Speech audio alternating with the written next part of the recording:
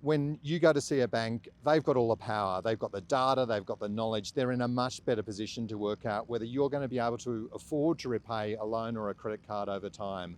That's why the law has to say that banks have to exercise care.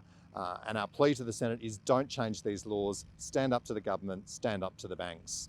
If these laws go through, they will be a disaster for first home buyers, with interest rates at record lows, new home loan approvals at record highs.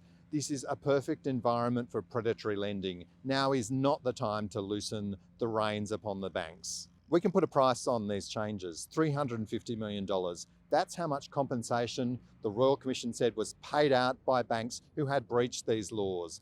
That compensation will not be paid in the future because irresponsible lending will no longer be illegal if the government and the banks get their way. Financial counsellors across the country are strongly opposed to this bill. In a recent survey, 97% of financial counsellors said they believe the law should stay as they are. They provide vital consumer protections, and without them, more people will be in financial hardship. That would be a disaster. We are urging all senators to vote against this bill and to save safe lending. The impact of financial hardship on people's lives is devastating, not only on their finances but on their well-being. People need adequate, safe income, not more debt.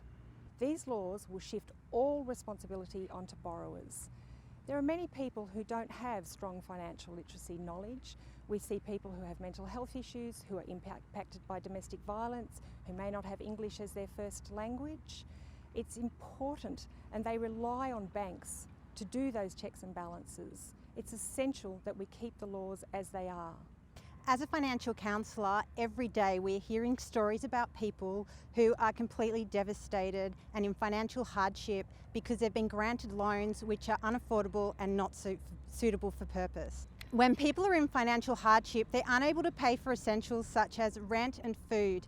And because of these loans, people are finding themselves in this situation. If these laws were to be axed, it would be completely devastating and there would be nothing we'd be able to do to help. Safe lending laws make a real impact for the lives of everyday Australians, individuals and families across the country.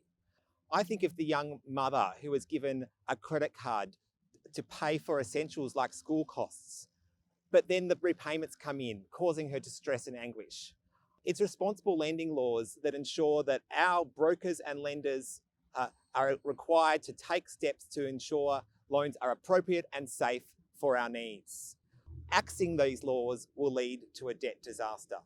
The government currently proposes to roll back consumer protection law by a decade or more. The laws that Hayne, the Commissioner, supported and said should be enforced are being wiped away to the detriment of so many Australians. At the Royal Commission, we saw many stories of people who had been given loans they simply couldn't afford, usually to profit the banks or other intermediaries like mortgage brokers, finance brokers and car yards. If this law is passed, instead of seeing an improvement, we're just going to see more lives ruined. Financial counsellors are very worried about the effects this will have on people who are impacted by financial abuse.